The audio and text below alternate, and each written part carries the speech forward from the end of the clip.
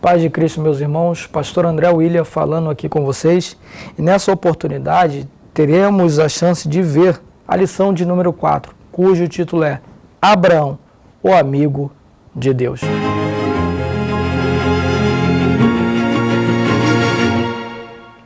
Muito importante nós contarmos com obras que nos amparam na navegação, no estudo das Escrituras. E para isso nós temos o livro de apoio que nos serve nesse trimestre, a História do Antigo Israel. Na página 51, o comentarista coloca da seguinte maneira, que a história dos ancestrais israelitas começa em Gênesis capítulo 12. Isso fica muito nítido na organização das Escrituras. Nós saímos por uma dinâmica mais universal, que começa com Adão e Eva, passa pela corrupção geral do gênero humano, o livro da geração dos povos, da organização dos povos até o capítulo 10, capítulo 11, Torre de Babel, mas no capítulo 12, Deus encontra Abraão. A partir disso, a Escritura, o Antigo Testamento, aquilo que nós podemos colocar como Antiga Aliança, passa a ser a história de Abraão e da sua descendência. Por causa da promessa que Deus lhe fez, que nele seriam benditas todas as famílias da terra. Cristo cumpre essa profecia e é aquele que leva a bênção a todas as nações, a todos os povos. Mas o comentarista ele coloca aqui a seguinte expressão, Abraão, amigo de Deus. Isso não é algo pequeno, porque o próprio Deus diz isso na Escritura 1, 2, 3 vezes. Deus considera Abraão seu amigo e se orgulha de chamá-lo assim, tanto que ele se apresenta depois a Moisés no Sinai como Deus de Abraão, Deus de Isaque, Deus de Jacó. E onde isso tem a sua origem? Na vida do patriarca Abraão. Ele é um modelo de fé, de crença religiosa, na qual o mundo contemporâneo ainda está firmado. Em Abraão, na sua tradição e na sua herança, nós construímos os valores que ainda são soberanos e conduzem o mundo contemporâneo. O tópico de número 1 fala sobre o homem Abraão. Deus, antes de transformar ele neste ícone, neste grande vulto histórico, secular e bíblico, Deus teve de fazer algumas mudanças na vida do patriarca. Deus muda a sua fé. Josué vai dizer que o pai de Abraão, Terá, adorava outros deuses na terra que ele morava. Então Deus teve de mudar a fé de Abraão. Deus teve de mudar a terra de Abraão. Sai dessa terra, Gênesis 12, e vai para uma terra que eu te mostrarei. Deus teve de mudar a localidade, a geografia do patriarca. E Deus teve de mudar o nome do patriarca, que antes se chamava Abrão. Mas olha quando Deus opera transformando, mudando a vida de alguém, essa pessoa passa a ser uma referência. Hoje a fé, hoje o nome e hoje a terra que Abraão peregrinou são referências para o mundo. Por quê? Porque ele permitiu-se ser transformado por Deus nessas 3 situações.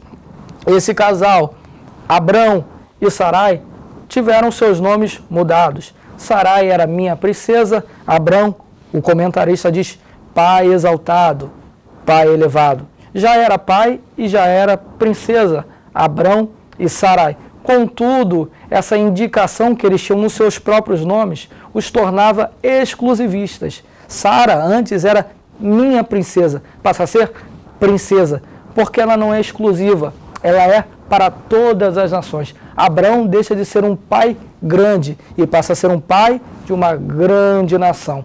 Às vezes Deus tem que operar mudanças em nós, e essas mudanças que pareça que esteja nos diminuindo, por fim, nos levará a um engrandecimento espiritual. Porque a palavra de Deus a Abraão é essa, engrandecerei o teu nome. Segundo, o comentarista coloca da seguinte maneira, o chamado de Abraão. Estevão, interessante que ele coloca da seguinte maneira, na sua defesa diante do Sinédrio, em Atos capítulo 7, a seguinte expressão, que o Deus da glória apareceu a Abraão. Gênesis capítulo 2 vai dizer que Deus disse. Então essa manifestação visível e audível de Deus tocou o coração do patriarca.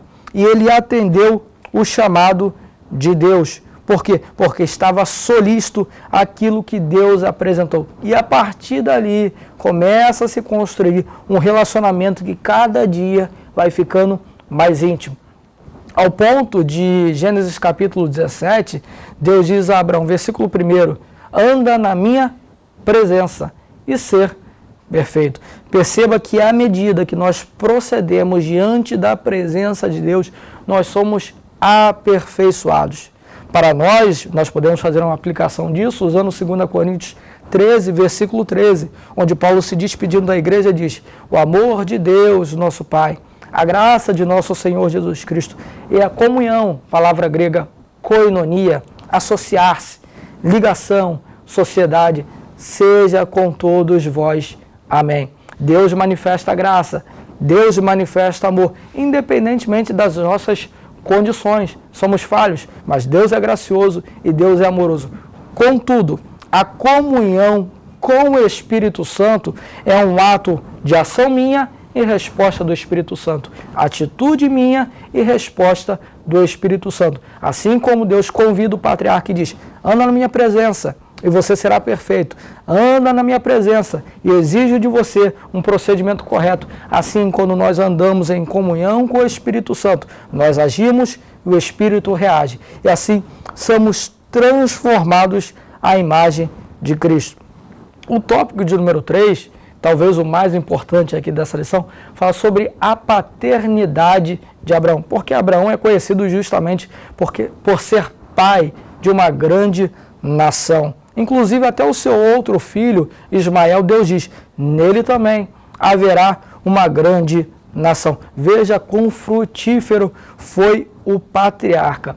Agora é interessante olhar que esse grande homem de Deus, de uma grande, enorme envergadura espiritual, o maior homem do Antigo Testamento, ele não está isento de que a sua vida seja secular, também proceda dentro da vontade de Deus. Abraão não só é grande porque Deus o chamou, o levou para uma terra a qual fez herdar os seus descendentes. Abraão também é grande porque o seu proceder diário, todas as ações da sua vida eram misturadas com temor ao Senhor.